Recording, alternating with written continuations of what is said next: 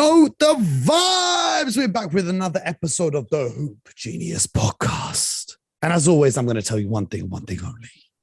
Hit the link in the description to pre-order your copy of NBA 2K23. Because on NBA 2K23, there's one player that is simply unstoppable. And it's not BJ Armstrong or the 1991 Bulls. Sorry. It's a Greek-Nigerian man who lives in Milwaukee. Giannis Antetokounmpo. And today we're talking about the Milwaukee Bucks, featuring the great Giannis Antetokounmpo. So we're going to break down their offseason, what they did, what they didn't do, who they kept, who they lost. And we're going to break down what's their prediction for next year. So quite simply, they've not really lost anyone except for Rajon Tucker and Jordan Nwora. They added Marjon Beecham as a rookie. They drafted AJ Green, and they got Joe Ingles, which was an interesting move. Very surprising move. Anyway, they retained Javon Carter, Pat Connaughton, Serge Ibaka, Wesley Matthews, Bobby Portis, not Portis, as I learned in the TikTok comment section, Luka Vildoza, and Lindell Wigginton. So basically, the Milwaukee Bucks are saying, let's run it back. If Chris Middleton was healthy, we believe that we would have won the NBA championship. BJ Armstrong, are they right to believe that? Yeah, absolutely. Absolutely. Do you believe that? Without question. They would have won the NBA championship with a healthy Chris Middleton. Middleton. I believe in Giannis. I believe.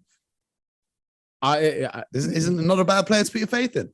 Okay. No, it's not even faith. He has shown me, and he keeps showing me, this is what it is. This is what it is. He puts his stamp on every game. Yes.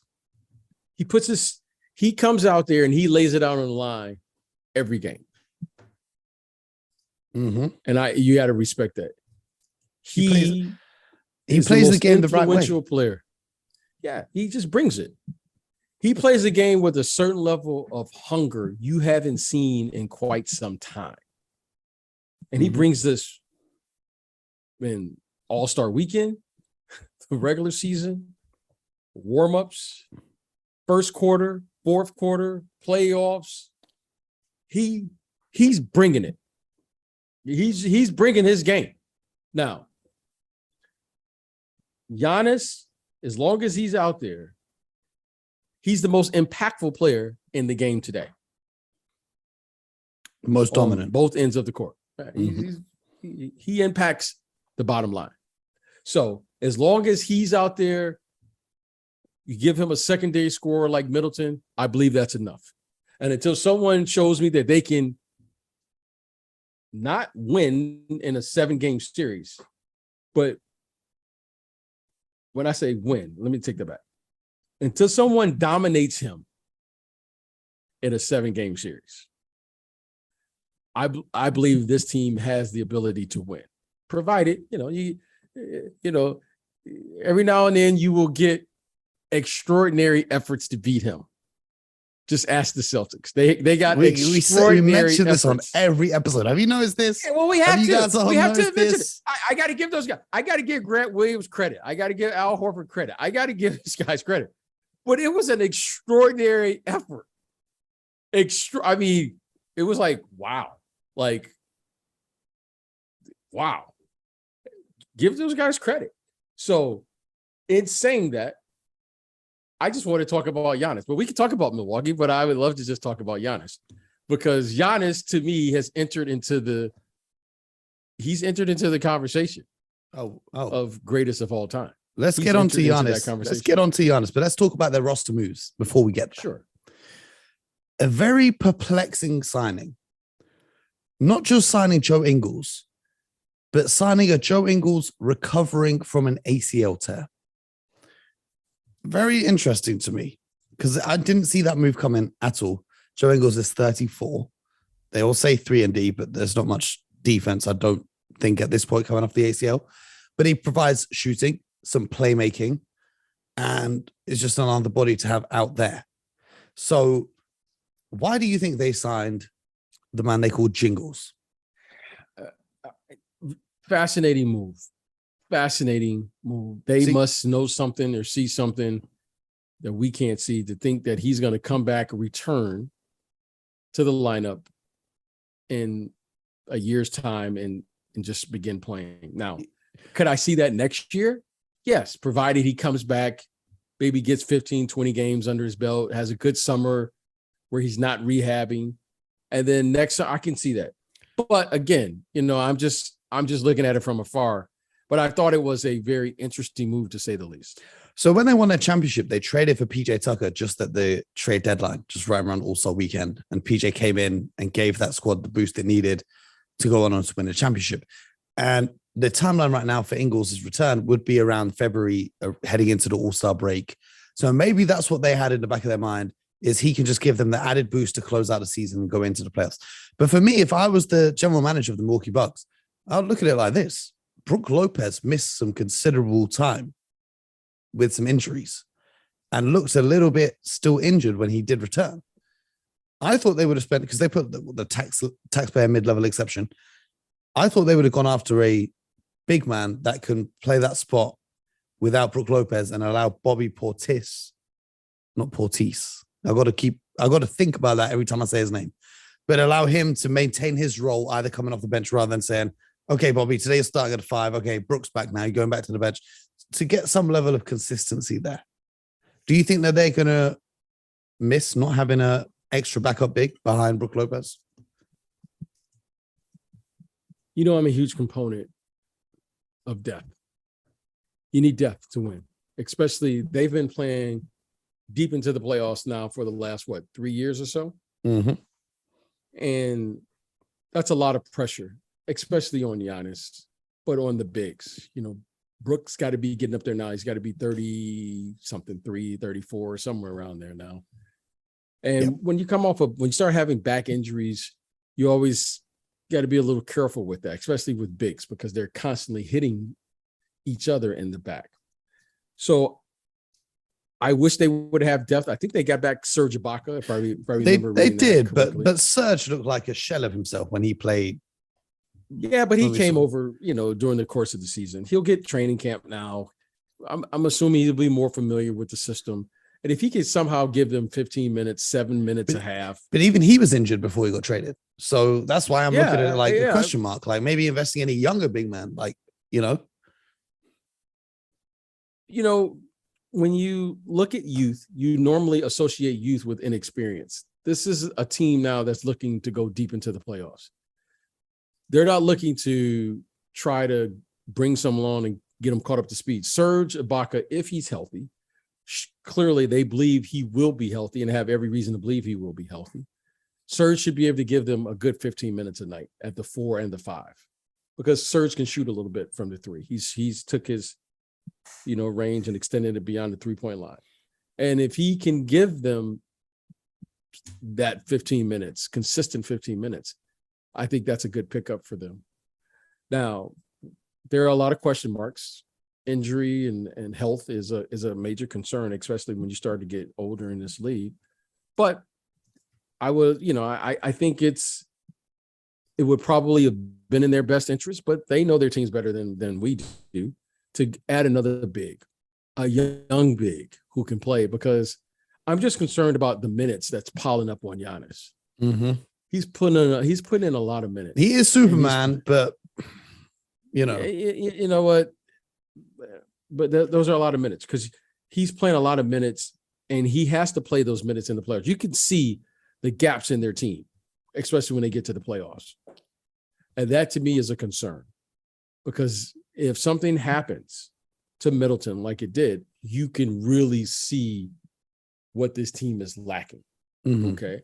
And so it is a concern, but no need to fear, because Giannis is here. Giannis is here. Mm-hmm. When you say Superman, he's in the building. So I got to roll with it if he's there. That's why they say fear the deer. So looking at that team, they've obviously got Drew Holiday at the one of the league's best perimeter defenders and a solid playmaker, shall we say. He's an okay playmaker. He can get it done on offense. And then at the 2, Do you know what was really good for them is keeping Wesley Matthews, managing to retain his services. The fact that they even picked him up in the first place, that no one had signed him, was crazy to me. He was an excellent defender throughout their playoff run. Even though they didn't get to the final again, he was an excellent defender throughout that playoff run. Then Chris Middleton at 3 coming off his wrist surgery, Giannis and Brook Lopez, because the hole in their team really throughout the playoffs was because they lost PJ Tucker and then Chris Middleton was injured. They always had one bad defender on the floor at all times. So they'd have either Grayson Allen or Pat Connaughton. And you remember we were talking about it. The Boston Celtics would simply punish Connaughton or Allen or whoever was the weak link left out on the court.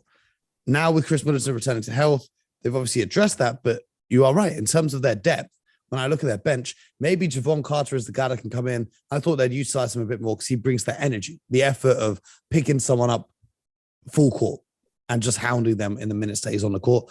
But the defense at that wing position with no Middleton, if he re-injures his wrist or anything, that is the one area of concern where I could potentially see a gap in this team. What do you think about that?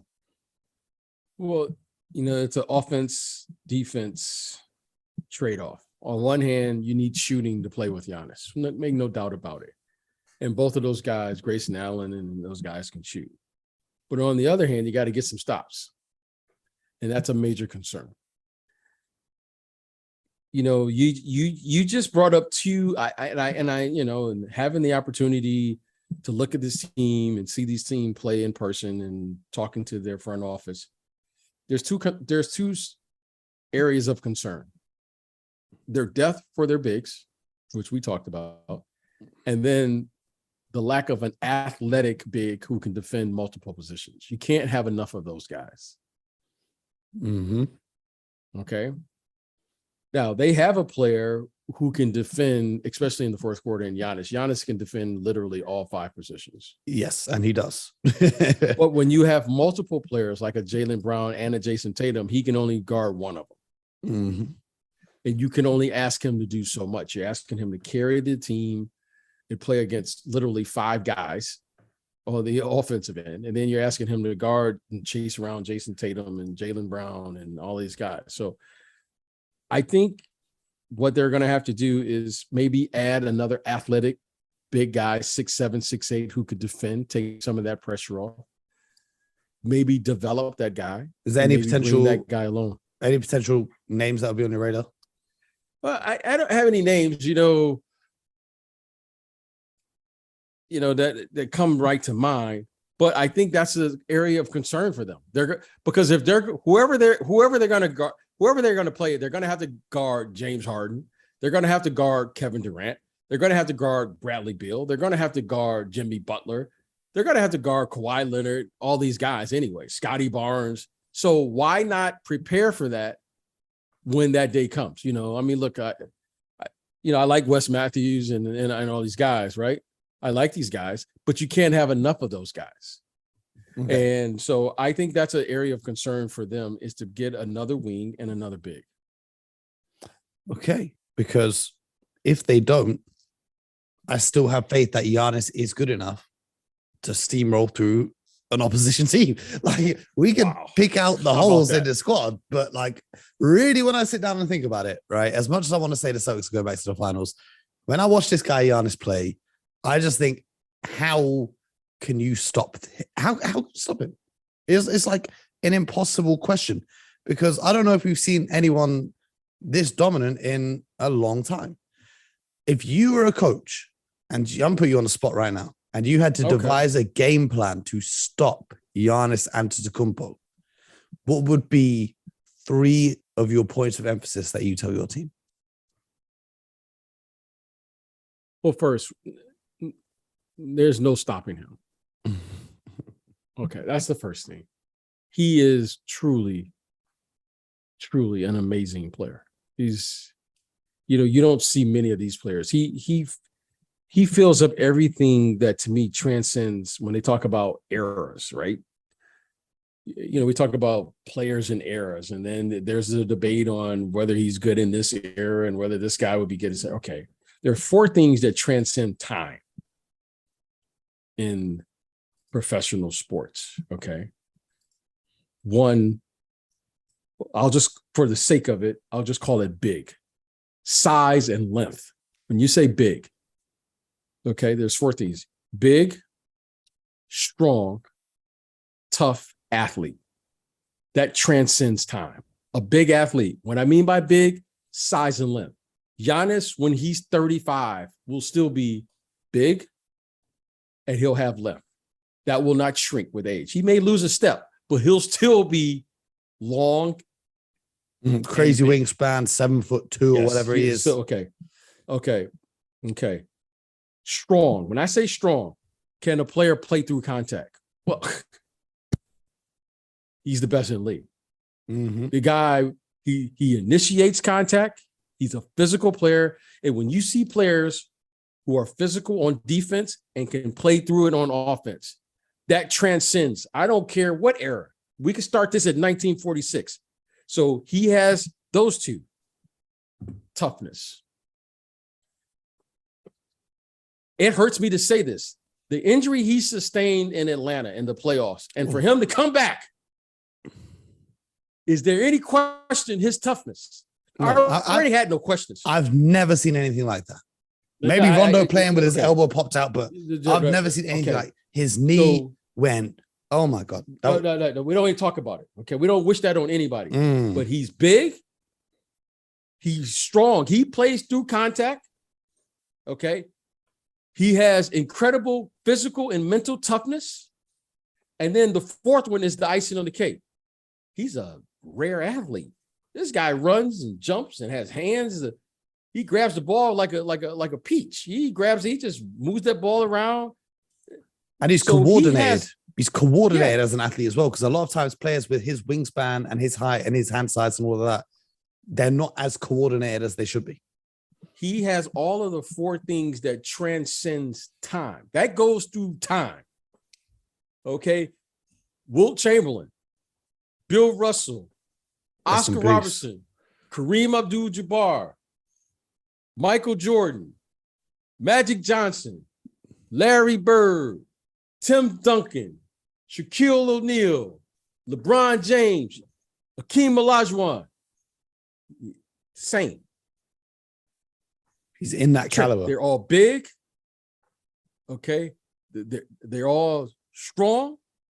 They're all tough. And they're all rare athletes. Okay. And when you see that, that transcends time. It doesn't matter who's LeBron James. You could drop him off in what he's big. I think the Admiral as well is a name also on that list. David Robinson, Kevin Durant. I know I'm leaving out guys. When you see this, it just transcends. It doesn't matter. That's a rare talent. Giannis Antetokounmpo is a rare talent. He's rare. It transcends whatever era, whatever time. When you see people playing through contact like him, you think of somebody like Charles Barkley. You go, well, he's not tall, but he's big. Sometimes you will have one of the two. Okay. Yeah. Sometimes Charles Barkley, he was big. Okay. Man, did he play through contact? Charles Barkley was tough. And Charles Barkley was an athlete. That's what you love about this kid, Zion. Yep. Zion, he may not have the length of a Kevin Durant or the length of a Giannis. But you know what? Man, Zion's a Jokic. He may not be athletically as gifted as some of the others, but he has all the other things. Yeah, he's got 3 of the 4. This is what makes these guys special players. Okay, so I'm a huge fan of Giannis. I love him. I think he's opened my book up now to he's in the conversation. To me, he's in the conversation of greatest of all time. What does he need to do for the rest of his career? Well, he just keep playing. Just keep playing. Keep playing. Make your argument. Make your argument. And here is the argument. Here is the argument. Be the last man standing when the smoke clears. Now, there's been some amazing players Be the last man standing to where they say you are the greatest. If they keep comparing you, then you're not the best. When they stop comparing you, that's when you know you're the best. Be the last man standing.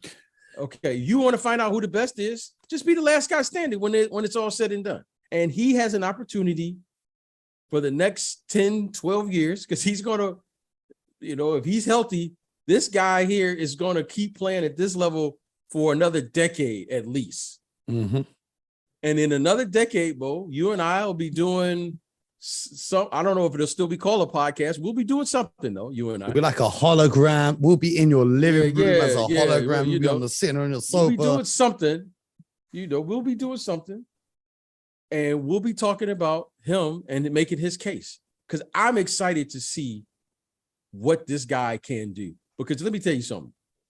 He may not win 7 or 8 championships, but let me tell you something. He's going to try. Mm-hmm. Now, Mo, and you can't say that about everybody. Mo, he's going to try, though. Mm-hmm. And this is what's so crazy to me about when the Bucks won that championship and people say, oh, well, that's only because Kyrie was injured or whatever it might be. Giannis was injured too. He's just a superhuman. And he just said, I'm just going to play. And the crazy thing is, hearing about that afterwards was if he had actually landed on his knee badly one more time after sustaining that, he would have never played basketball again. But instead, he's a champion. Right now, he's playing for Greece in the Eurobasket thing. How about that? How about that photo with him and his brothers? How about that? Great. Have you watched the movie yet? Have I watched the movie? You know what? I'm not an emotional person like watching movies and crying and all that stuff, right? But I'm gonna tell you something, Mo. That was really good, very well done. Congratulations to Giannis and his family. What a story. I mean, forget the basketball. The story was incredible. And it was family entertainment. Like, we were thoroughly entertained in the Armstrong household with the movie. So happy that we watched it. The NBA, what a phenomenal, I mean, I already love him if you can't tell. Now, I feel like I know him and his family. I've met him a couple of times, but I don't know him. I met him, but wow, what a story. I mean, what a story. I mean, you're talking about the triumph of the human beings. Like, wow. Like, it's no wonder he's so good after watching. And he's got the hunger that you just can't manufacture it. No, you can't. I mean, I can still see the part where him and his brother were sharing the same pair of sneakers. Crazy. How about that? I mean, crazy. I mean, my son wants every Air Jordans made, and then here's a guy he's figured. Oh yeah, there you go. Yeah, Mo, you're probably you fit right into my house. You and my son, all these and you save the boxes. I just don't get it. Well, where are you gonna keep them if you ain't got the boxes? I don't. They're gonna get dusty. How about this, Mo? You wear them. I do. I wear a different pair every day. I'm personally offended. Every single shoe you see there, okay, because I've got this whole thing, and I've got another one that you can't see, and another one's on the way. I've got too many boxes, as you can see. I know. I've worn every single pair. I don't get it, but okay, that's what you guys do. That's what you guys do. It's all good. You know what? I'm just glad you're helping my guy out. So you know what? It's not like he needs the help. It's not like he needs the help. You know what? It's not like the guy needs the help. But you know what? I'm glad you're. Hey, I'm glad you're helping somebody out. Well, I'm part of the squad now, so signing a contract and all that. But it did actually make me feel really bad for having so many shoes, and then there's people out there like sharing shoes. So I'm actually giving away a lot of stuff. But that's a whole nother thing. Very well done. That's a whole nother thing. I don't want to talk about that. But the moral of the story is, Giannis Antetokounmpo is the best player in the world. Even though he doesn't win MVP this is like when LeBron was in his prime, right? LeBron could have been MVP for like 10 years straight. Yep. Giannis could be MVP for 10 years straight, but they're just that good that it's not fun if they just win it every year. But the best part about Giannis is that he could be defensive player of the year every year for 10 years straight as well. And that's not to take away from anyone else. But when we say both sides of the basketball, it's just a different level. Like some guys, there's great guys in the NBA, great scorers, great shooters, great shot blockers. But this guy can do everything. He is basically a created player on 2K with 99 ratings for almost everything. The three-point shot is coming along. The mid-range shot is taking some work. But the moral of the story is, PJ, if you want to create a player just like Giannis Antetokounmpo, hit the link in our description and pre-order NBA 2K23 because you can create your own Greek freak or whatever you want to be called and live out your dreams as an NBA player. Because unfortunately for all of us, that's as close as you're going to get to playing in the NBA. So hit the link in the description and you can be Giannis just for the day. How about that?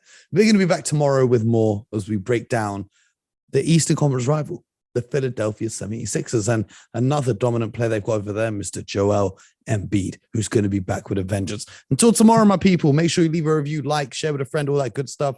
And as always, get buckets.